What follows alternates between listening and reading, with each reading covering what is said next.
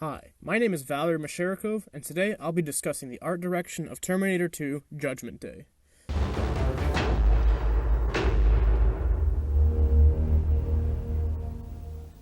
The film follows John Connor, a 10-year-old boy trying to survive a machine called the T-1000 sent from the future to kill him with the help of his mother, Sarah Connor, and a machine called the T-800, which John himself sent back to the past.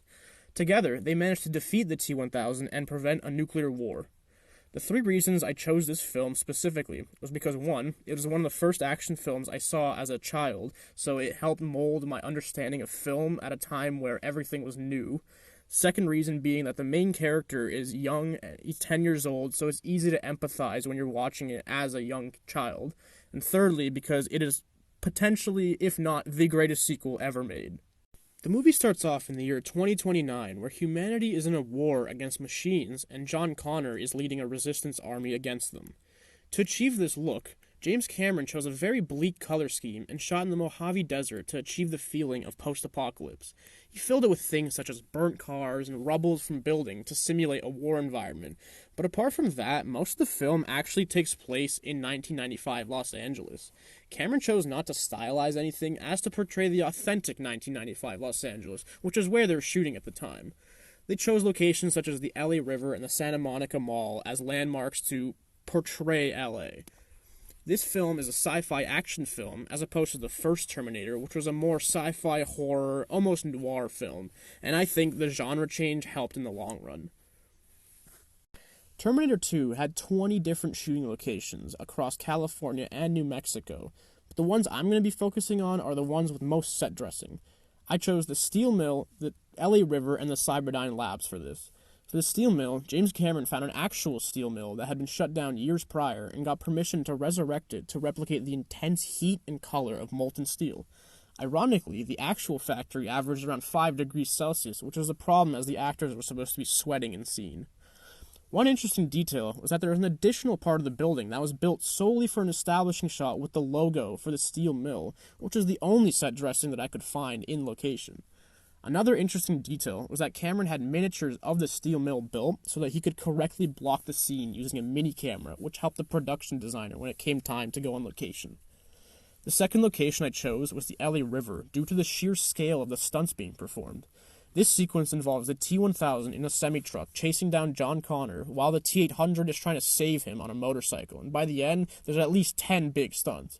In order to achieve the look for the river he wanted, James Cameron had to literally redirect the path of the LA River so that the ground would dry up. And additionally, to prevent real damage to the LA River, the wall that the T-1000 crashes through was a breakaway wall that the truck rams into after hitting a ramp not seen in shot. And lastly, the 4-story laboratory at the end of the film, which represented Cyberdyne Systems Corporation. This is the location with the most set dressing as the camera moves between offices, laboratories, elevators, the lobby, and finally ends outside in one of film's biggest police shootout scenes ever. The crew had to build 5 additional quote-unquote floors for the exterior shots out of a glass facade, which resulted in the building looking much bigger than it was. The best looking part of the location, though, was the room where the ARM and CPU from the first Terminator movie are being kept, aka the vault. But my personal favorite part about the location is that James Cameron had an exterior shot of an explosion, and instead of using CGI, he actually just blew up 4 floors. On the topic of effects, let's talk about the props. The props in this film are some of the best design that I've ever seen, which includes things like liquid metal, future warships, a metal endoskeleton, actor body doubles, and a miniature city being blown up. Firstly, I have to mention that the liquid metal T-1000 actually uses a lot less CG than people assume, and this is achieved by keeping him undamaged throughout the film, but when he does get damaged, it heals instantly, which allows for creative prop building.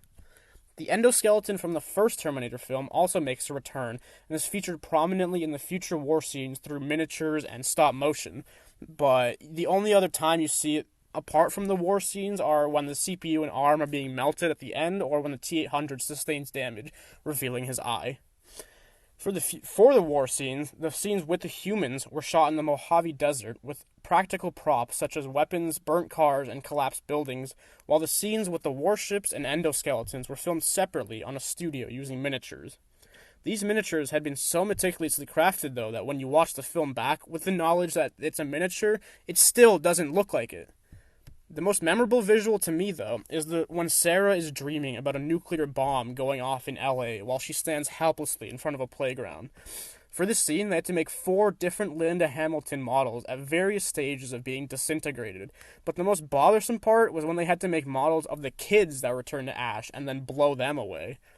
In contrast, though, the coolest part about that scene is that the miniature LA that was built was also destroyed, so that is what you're seeing in the film. In terms of weapons, the actors were required to train with and achieve a mastery at multiple different weapon types, such as pistols, shotguns, and snipers, all despite being props. They had also designed future plasma rifles that were completely original in design, alongside multiple warships that went in the air or on the ground. There was a scene where the T-800 takes on a barrage of gunfire from the police. To achieve that, the crew built a working animatronic of Arnold Schwarzenegger and used clever lighting to make it seamless to the actor. In my opinion, though, the best prop has to be the shotgun, which the T-800 uses on the motorcycle to fight the T-1000. And one interesting fact I found about it is that the entire gun actually had to be redesigned and rebuilt in order to achieve the spinning reload, as this is not possible in real life. For the wardrobe, James Cameron stated that he wanted the T-800 in similar dark clothing as the first film to create the imposing and tall look, while for the T-1000, he chose to put him in a police uniform, with the reasoning being that the T-1000 should look like a person you would see on the average day on the sidewalk, even someone that may be able to help you. John is dressed in relatively normal clothes for the time period, whereas Sarah goes from mental hospital clothes to full military garb. The only major makeup that I found in the film was when Arnold gets shot by the police and the endoskeleton under his skin becomes more revealed as he takes more damage, and this took 6 consecutive days of makeup. The hair stays pretty consistent throughout the film and uses relatively normal 90s haircuts. I couldn't find more info on that. Overall, I think the art direction in the film works very well to enhance the story and themes told throughout, and who better to explain than the director himself? People accept this possibility that there can be a blend between a human component and a machine component. And I think it's just an aspect of our lives right now that we're so surrounded by machines all the time. And the fact that we can accept that, to me, is the most amazing thing of all. For the department heads, the producer and director of the film was James Cameron, the art director was Joseph Lucky, DOP was Adam Greenberg, production designer was Joseph Nemec III, set direction by John Dwyer, makeup head was Jeff Don, head of SFX was Bob Amason, and costumes was by Marlene Stewart.